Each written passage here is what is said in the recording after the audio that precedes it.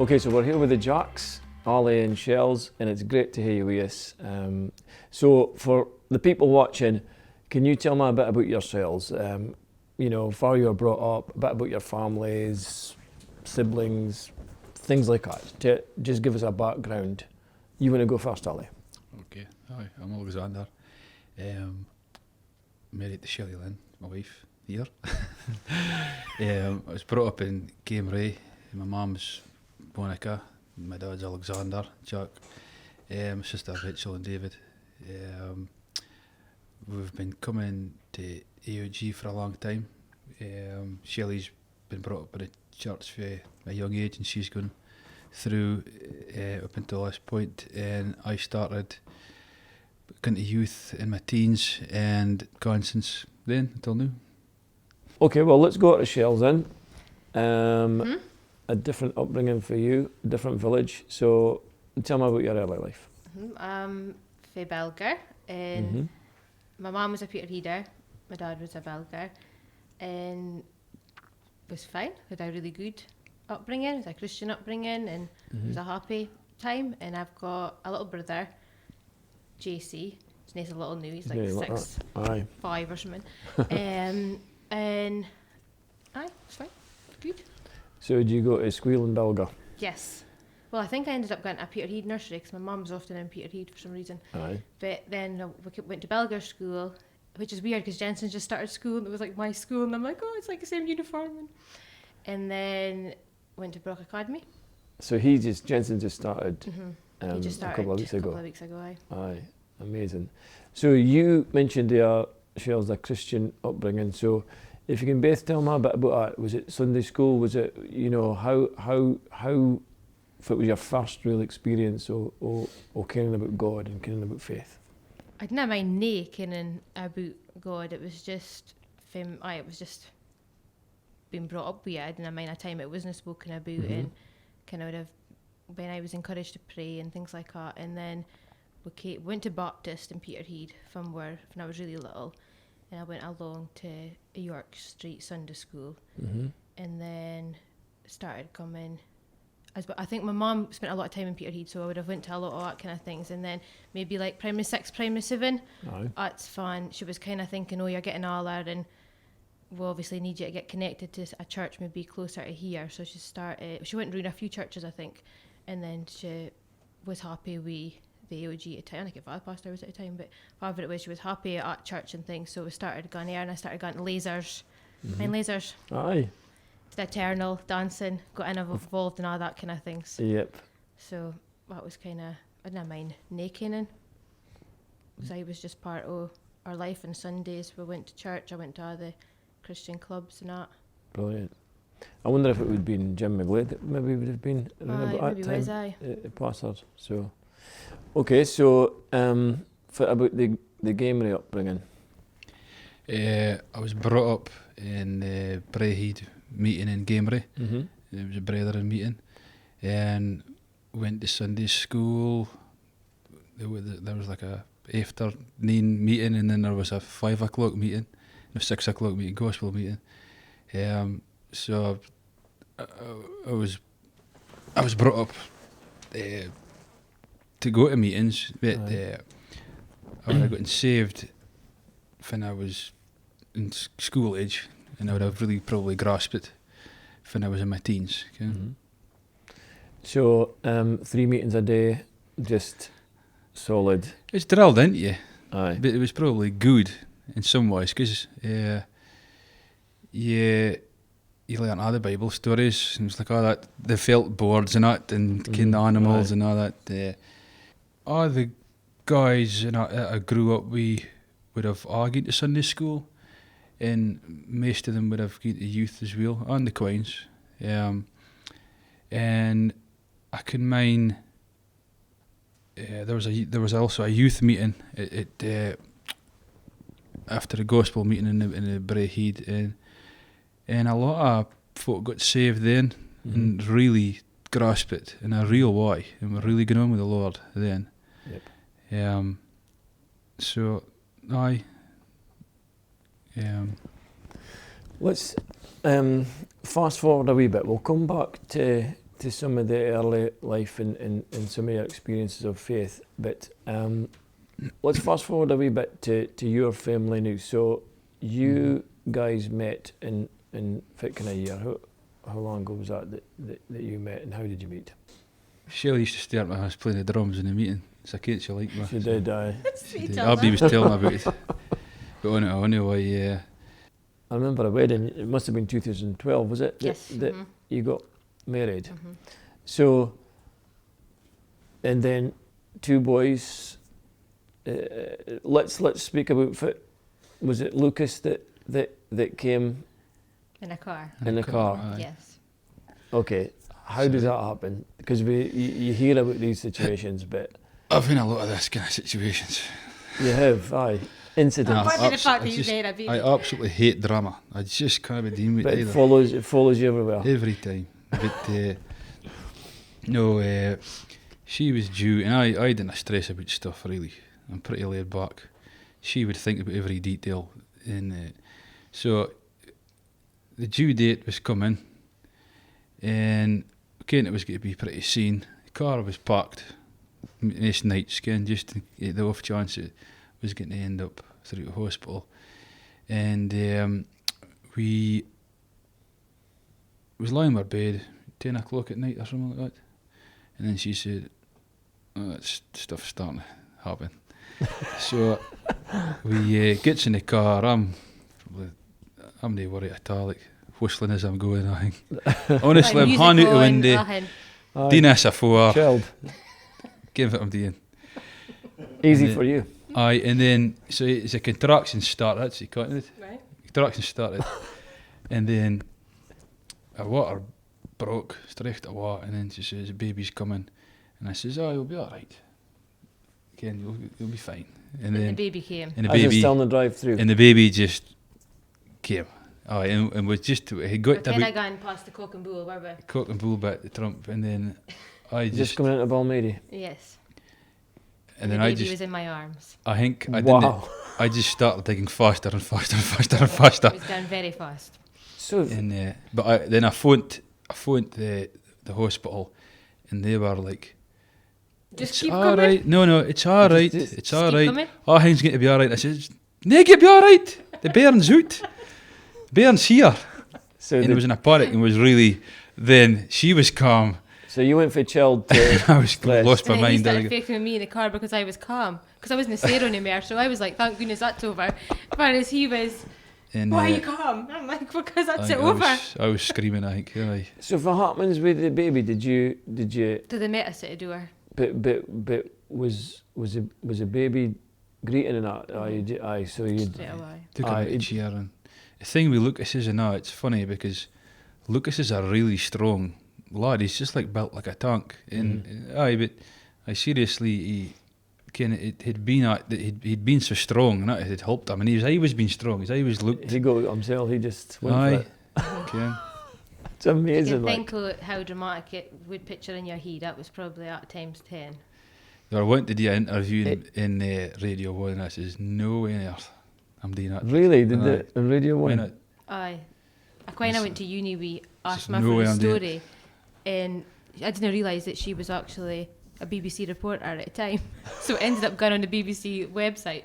But no, there was negative in other interviews. It was quite traumatic. And so I kind of wanted to speak about it because, like you say, that there's a lot happened in your lives. Sometimes it's drama, but often it's challenges. And like if we look at the family unit that you are now and see how amazing you guys are, really, and really a great example, and people would look on because you are and people would look on and say and think how together you are and how you've got our thing in place, and you must have had easy lives, I would say. Folk would look on like that. And yet, as young as you both are and being a young family, there have been just incredible challenges. And I just want to speak about it because I think that it will speak to a lot of people, this, I really do. So it might be emotional. It might be difficult to share. But Shells, you lost your mum, and you lost your mum at 15. But I ken that your mum was diagnosed with MS, wasn't it? Mm-hmm. And that was she found that out when you were just a baby, and that's one of the reasons she got tested, because she was finding that.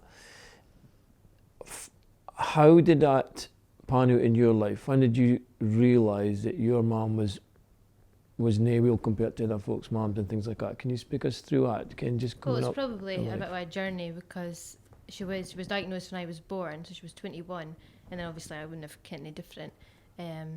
But so she got her diagnosis, said the MS, and nothing was okay apart from little things like she couldn't really do the buttons in my baby growing, changing my nappy, her kind of hands would lose grip and things like that.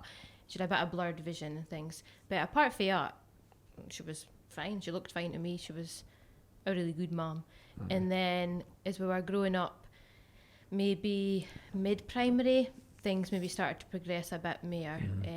In our walking, kind of, she would trip out her feet, or she would smash a glass when she picked up a glass, and just our coordination and things like that, it just gradually got worse. Which at a time isn't really a big deal when you're little, but then she ended up with a walking stick, and kind of it's like something permanent that's there. So it was more real then, I suppose, as, oh, she just needs a walking stick. But it's your mom, so you just accept whatever's got to come with it. And then maybe about primary 6, 7 maybe, she would have went like, sometimes using a wheelchair, sometimes just a walking stick, things like that. But it was getting worse and worse. And then I remember her coming up to my parents' evening in academy in a wheelchair. And that would probably be the one and only time that she was in the academy while I was there. Was my first year's parents' night. And then then it just seemed to go worse and worse and worse. And ultimately she ended up in a bedridden, and she had tubes for eating, and carers came in. We did a lot of the caring as well. She couldn't really do much, and then she lost her voice a lot, and she could say like little wordies. My granda used to always say that she wouldn't speak the whole day when we were at school. She would save everything up, and then when we came home from school, she would say hello or yes or whatever she needed to say. And I always found it amazing, because he's like, I've sat and spoke to her the whole day, or my dad would say the same when he was at home. We've spoken to her the whole day, and it's nae until you have come in the door that she's saved it up, and that like I need to say something to them. So that would have been obviously a really advanced stage then. But she was, how long was she sort of bedridden for, and in that stage you had to fully I care for remember her? her 30th birthday party in my dad's house, and she was fine. She had a wheelchair on and off, and she was managing to speak and all the rest of it. And then she died when she was 37, so somewhere in between then. I think maybe 3 years she was bedridden. It's hard to mind exactly, but roughly about that. Yourself and your dad and granny and granda, they were part of caring for her at that time.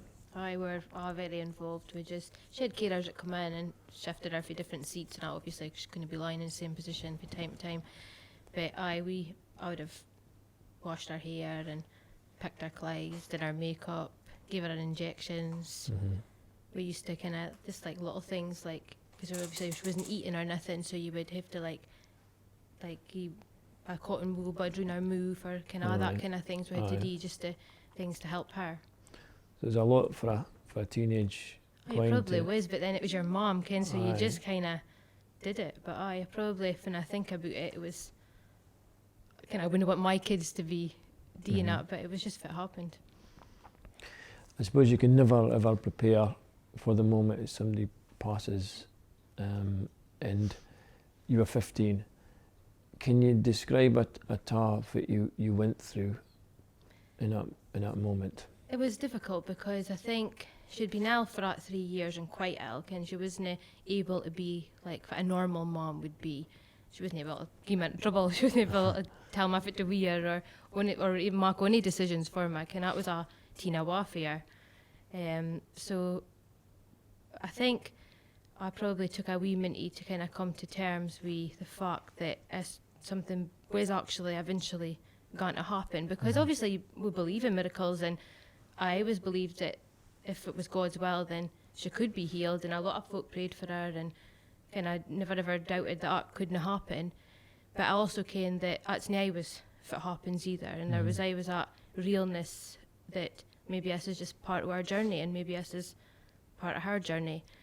And was in and out of hospitals a lot, and you were always kind of, hospitals are a difficult place to be in, but it does make it more real for you. And probably took me a wee bit of time to get used to, because you were selfish at that age, and and most of my weekends it was a walk through Dundee Hospital or Aberdeen Hospital, or and you were like, hospital again, because every time she took an infection she was back in. So there was a lot of time, and I look back now and I think I would eat an hour again for anything, but at a time you were like, hospital again, that kind of thing. But it wasn't until maybe the hospital visits got longer and longer, and then eventually it was infection after infection, and then they put her home basically, and was like, there's not really much else we can do.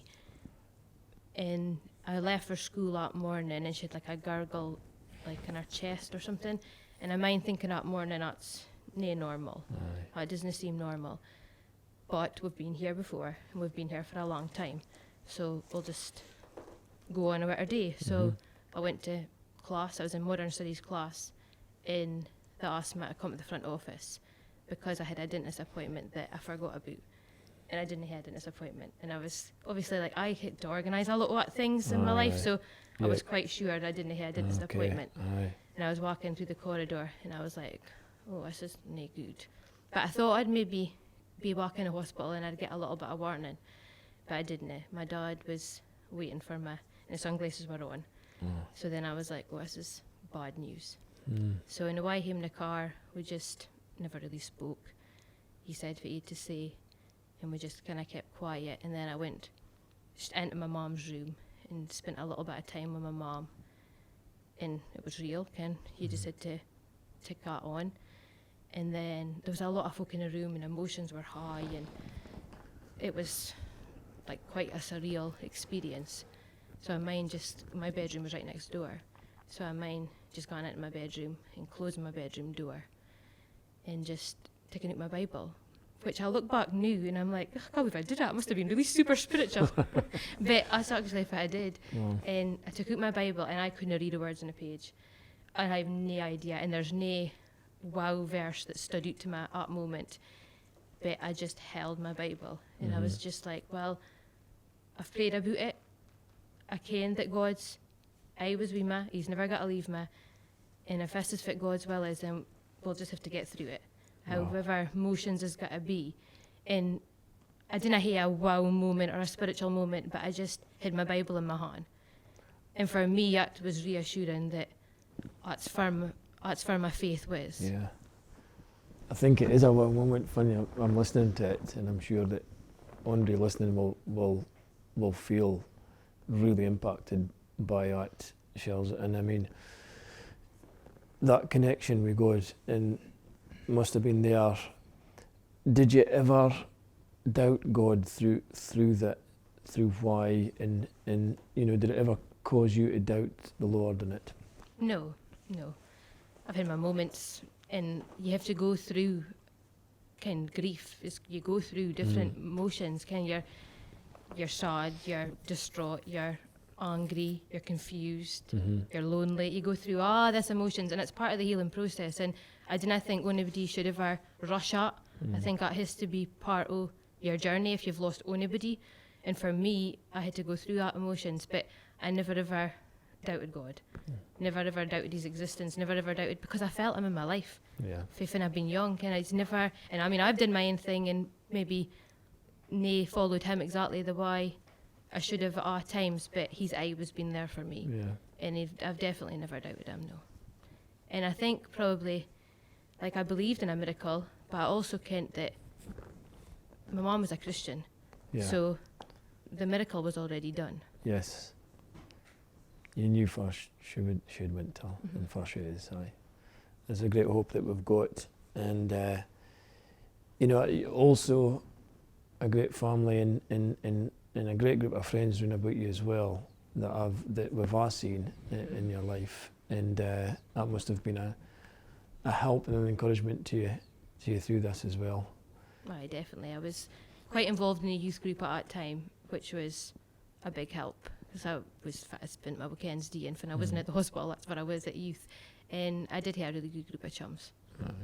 And my family, I've always been close to my immediate family that was around me, and they've always been a support, and we probably all just pulled closer because of what we were going through, because everybody was dealing with their own set of grief. Aye. And you've still got a great group of chums as well. Yes, I do. Aye. Got good chums. They know who they are. They do. They'll be watching. No, hey, thank you for sharing. It's really, really brave to share it, but I really believe it's going to speak to a lot of people as well.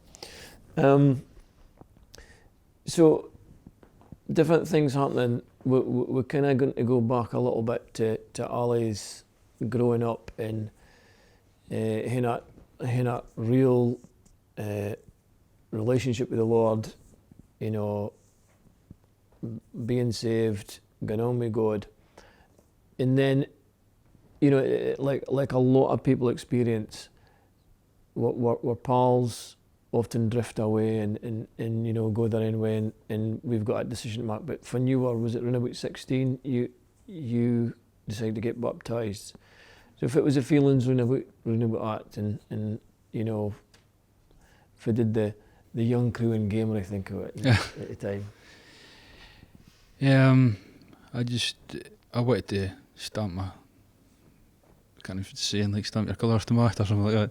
Nail your colours to the mast. Nail your colours to the mast, aye. And I wasn't ashamed of what I believed in it. I wouldn't say I've ever been ashamed.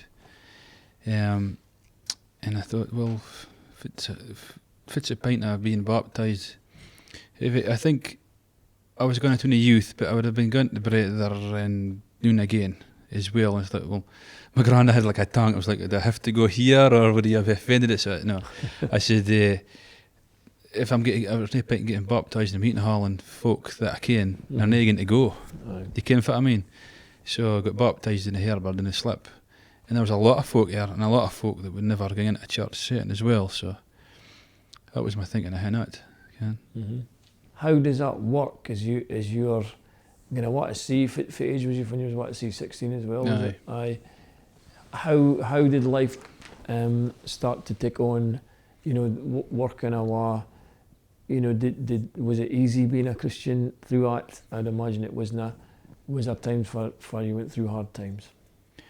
I was going on strong with the Lord, and I think I have, and was committed to the Lord, but I was working a lot.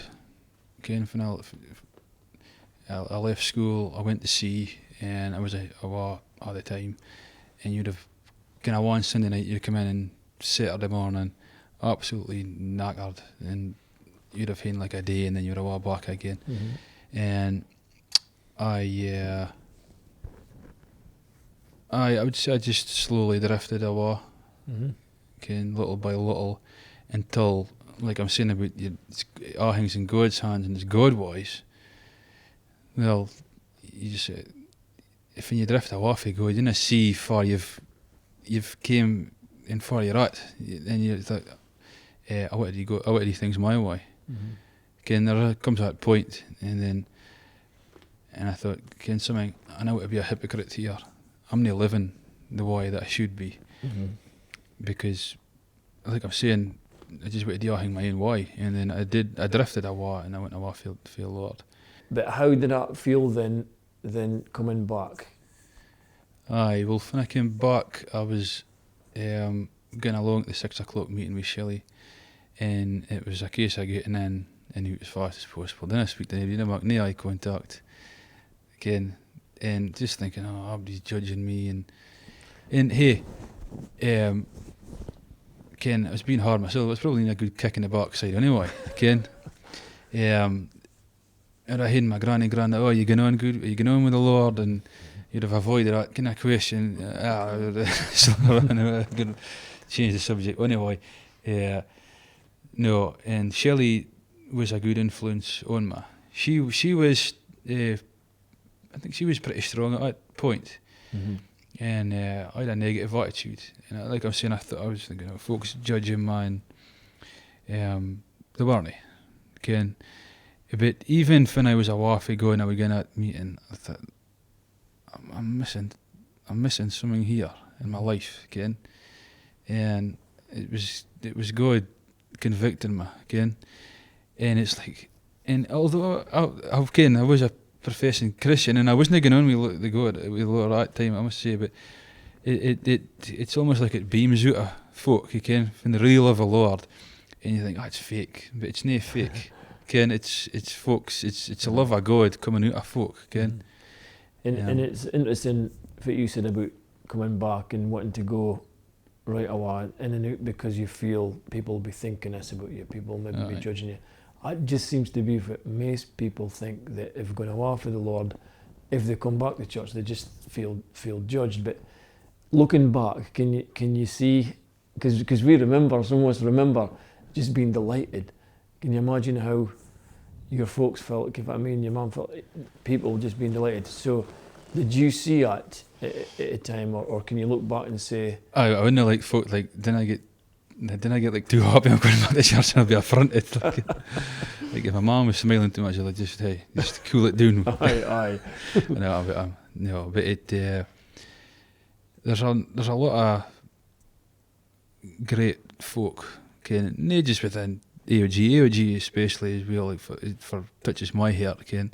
A lot of folk like Ken, yourself and Victor, and just I was so positive and that as well, and Billy Allen put his arm about you and how you doing, and just genuinely folk caring about you, and you get to realise that it's God's love through people, Ken. It's folk living the way Jesus was lived, Ken, and Ken, what I mean, and it just beams out, it just comes out of them, Ken. Aye, no, it's great. So, moving on, that again, like I was saying, on the face of it, you guys married with the Burns, everything happy, but you have had a couple of big challenges. What's been your most challenging things that's happened at the sea, Ken? Because it's a life that can sometimes throw up things that we weren't expecting, and so can you speak us through any of that, Ollie? Aye, well, when you're a fisherman, it feels like it's more than a job, Ken. It's like a connection with the sea, and a lot of folk will tell you the same thing, Ken. And my dad's a fisherman, my granddad's was a fisherman, my great grandfather's, and like I'm saying, it becomes a bit more than a job, Ken, and you're connected with it, and you're connected with the folk that you work with, and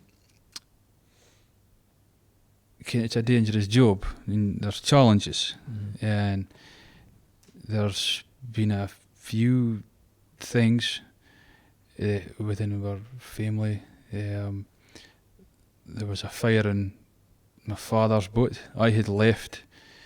I started to see my father, and we went to sea for about 5 years, and then I had a boat called the Kairos. He had a boat, the Vision, and we had just, when my dad was getting that boat, and I was starting on his Arlene, some of his crew had gone to his boat, the Vision, and shook hands and said goodbye, and they were excited to get home and see their newborn babies. This was Filipino guys I'm speaking about. Yep. And there was a fire, and three guys was killed, and it was a horrible time, and it made me stop and think for a good bit, and it just the value of folks' lives, Ken. It was horrendous, Ken. And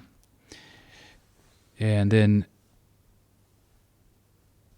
gone a few years when I had that, I had a boat again called the Kairos, my second boat, and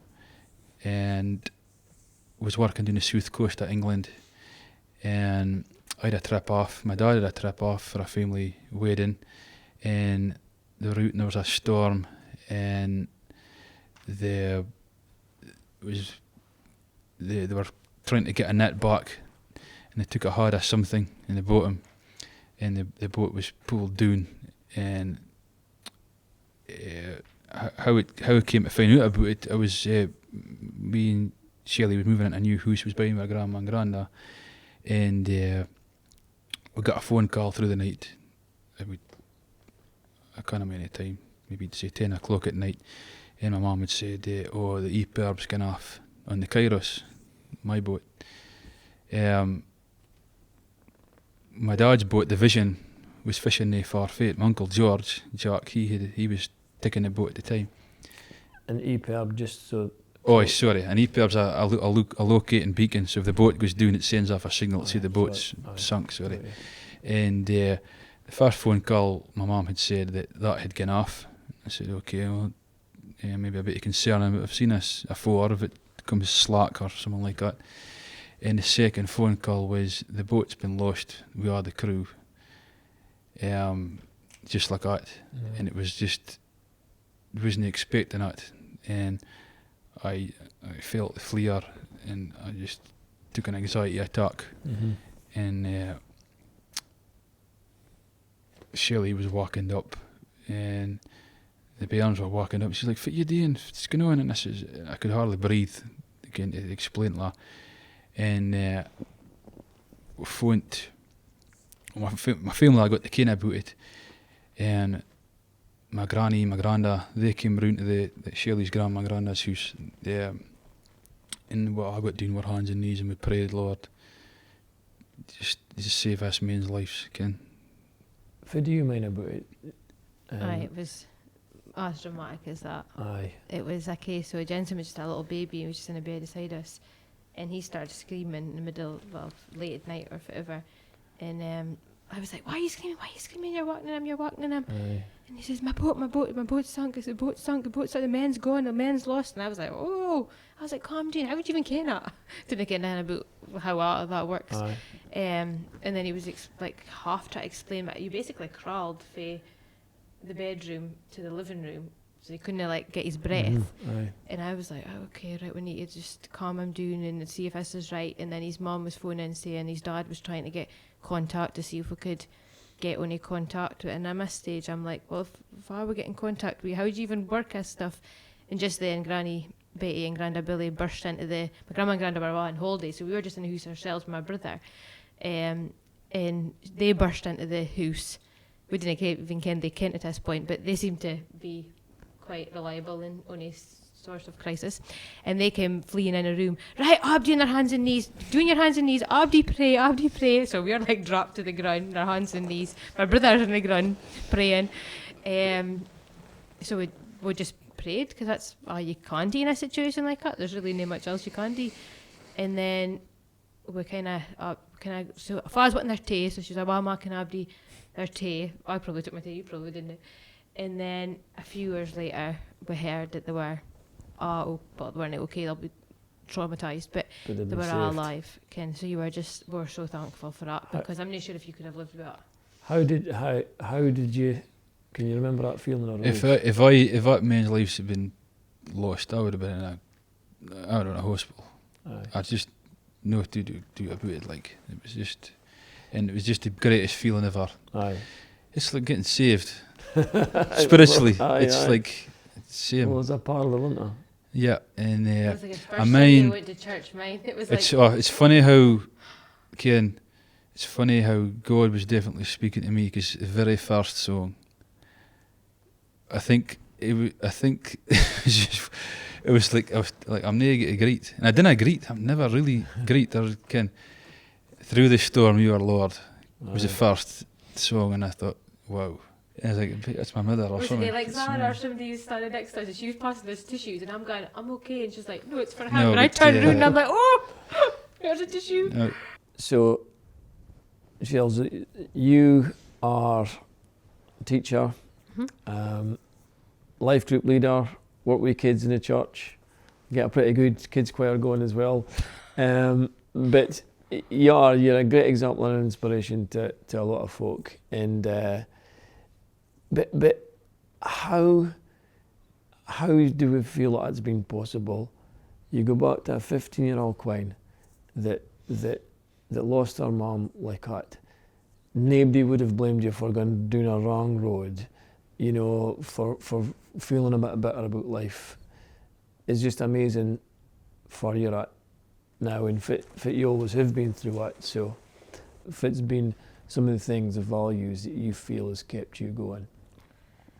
I think, well, having the upbringing that I had and having that relationship with God for an early age, and didn't I get me wrong, I did my own thing for seasons and I was far from perfect, but kind of there's a mind being in church in so it was 6 o'clock or something, and there was an illustration, and it was somebody standing and they were to represent God, and the other person was just like me or like anybody else, and they had like a string attached to each other, and it was like, that person made this decision and went a bit further for God, and then they made that decision and then went a bit further, and then they went down that road again and went down another decision that separated them from God, and the person kept stepping backwards as though they were stepping away from God. But they were still attached to God. Because God is always there, and it's like that verse that's nothing will ever separate you from God's love. And that has been so true in my life. No matter the different things that I've been through and difficult situations, but just everyday life. Every year brings its challenges and brings different things, and you didn't have to go through as something huge and at that time to still be knocked, or your confidence to be knocked, or things like that. But I've always felt that God is nothing will ever separate, no matter what decision I make, no matter what I do, what I say, how many times I've got to say sorry, he'll always love me and he'll always be there. And like that opportunities, it's taking down that guard. I would have had maybe a guard up sometimes about, I can't really do that, and I can't really do that, and I better not serving that, and I better not serving this. And so why not? God can use somebody, and we're all just here together, and we're all just trying our best. And I think that's kind of why I've gotten involved. And see, when you open one door and you let God in, he opens another door, and that's kind of the journey I felt I've been in. You've just got to try and follow God, and the doors will just open, and the people that God places in your life at the right times, and they kind of help you in that season. And thing with a life group, I never ever intended to be a life group leader whatsoever, but I ended up doing Alpha because I always wanted to do Alpha, and I thought, well, I can't really do Alpha myself, but maybe I'll invite somebody that's not a Christian. And so me and my chum did Alpha, and we had a great time, and we got a great group, and it was just obviously it was Godfather was in the group, but it's not a likely group to put together. We're all different and different ages and different family situations and all the rest of it. And at the end of the group, we're like, when I want us to end. And it was like, I wish somebody would do a group. And I was like, and somebody already said, would you do a group if a group wanted to? And I was like, well, I think a group's what I need. And then on that last night, they were, does somebody fancy doing a group? And would somebody be a leader? And it was like, well, that's a purpose, that served a purpose, and that's how it went, and it's been brilliant, and it's been really good, and it's challenging me. Yes, it's challenging me doing this anew. But you've got to step out your comfort zone, and God will look after you. God's there. He's not got to leave you in the deep end. That is brilliant. It really is. I mentioned things you did in the church in your job and everything, but you're also an amazing mum and wife. And as much as I've said about Shells, Ollie, one of the most encouraging, nicest guys that you'll get, and I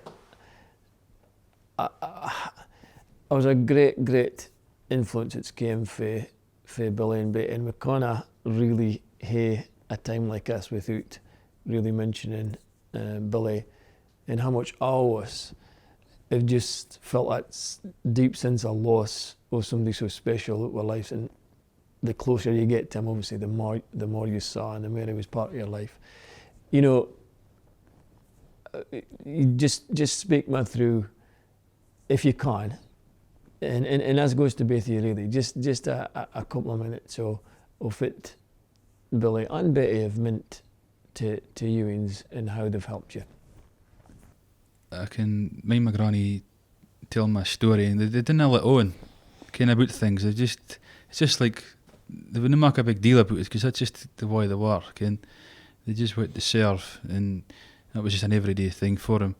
But I can mind my granny telling me that when they were in Gamery, they had been out in the car at night, and they had been driving down the road or something like that, and there was a quine had gotten kicked out of a house or something like that. I think she was in bad circumstances, and the quine looked like she was like there was a bad kind of situation going on there. Mm-hmm. So I think they kind of seen a need and they're like, well, we need to reach out here, and they approached her and said, look, can we help you? And I think she kind of didn't take him on, and then I think she's basically telling him to go away, and then she says, look, you look distressed. She said, no, we can do for you. And they reached out to this quine, and they took her. They got her speaking to her. And she came into the car. She was freezing, and they said, look, do you hear any way to go? And she says, no, I got no way to go. And they took her back and teen her in her house, gave her a bed, and my granny got up in the morning, fried her eggs and bacon, read the prodigal son at her, and I think gave her a message, and they got speaking to her family and all that, and I mind her telling my story, and I was just amazed, thinking, gee whiz, Ken, you didn't hear much of that stories, Ken, and it was a great example to me, and great memories that I think. You think the legacy that he left, and the team that they were, Ken. Brilliant. So many stories like that, and they encourage you as well, Shells, didn't they? Oh, aye. Well, worse when Betty still does, but you know. I've never. Well, I've kept them for however long, 11 years or whatever that I've been in their family, and I'm just like their family. I know they wouldn't treat me no different, and you really do feel part of it. And Billy would have, oh, you're looking lovely today, and what a good mum you are, and what a good, you were just like, oh, as if you need a boost. Billy was a man to do it, but it was just the same. Ken, he just did it to you. Ken said that to you every time, and you were just like, well, Ken, because sometimes you didn't feel like a good mum, or you didn't feel like a good person, and he fairly gave you a boost when you needed it. Brilliant. So just before we come to a close, is there any message that you would give the people that's listening at home, just something that you would say? If there's one thing we can say to you, it would be this. You want me to go? Mm-hmm. One of my favourite verses, and one of my friends gave it to me in a Bible for my birthday this year, and it's Isaiah 40:31. It's those who hope in the Lord will renew their strength. They will soar on wings like eagles. They will run and not grow weary. They will walk and not grow faint. And I have to say that to myself a lot. That's probably why I ken it. I ken many verses off by heart, but I ken that verse because life does throw things at you, and life can be tough from time to time, and we kind of hope in other people, we kind of hope in each other, we kind of hope in our friends, our family, but our hope has to be built on something that's a lot stronger. And that's something that I would say that I've built my hope in the Lord. Brilliant. And it's definitely given me the strength to keep going in different seasons. That's fantastic. Mm-hmm. Can you? I don't think. No, she said it all. I think there'll be a lot of folk that are watching the sermons, especially maybe Sunday morning, that have probably never walked in a church before, and maybe they feel more secure in that setting, Ken, and it's like, oh, it'll be judged and all that if I go into a church. But I think that would I echo that we would love to see new faces, Ken. Because maybe some folk have made a commitment with God through, Ken, the lockdown. I believe there probably has been, and they probably haven't even come forward. And Ken, it's been serving a great purpose. The lockdown online, the churches. So I would just say to folk that, Ken, didn't I just commit to going and then it was only because I was just feeling anxious around the lockdown. Go with it, and I mean, I'd be delighted to see you at church. Aye. And other churches as well, Ken. Yep. But go on with your relationship with God, Ken. It would be great to see new people, wouldn't it? Hey, thank you so much. That's been absolutely brilliant. Right. Thank you.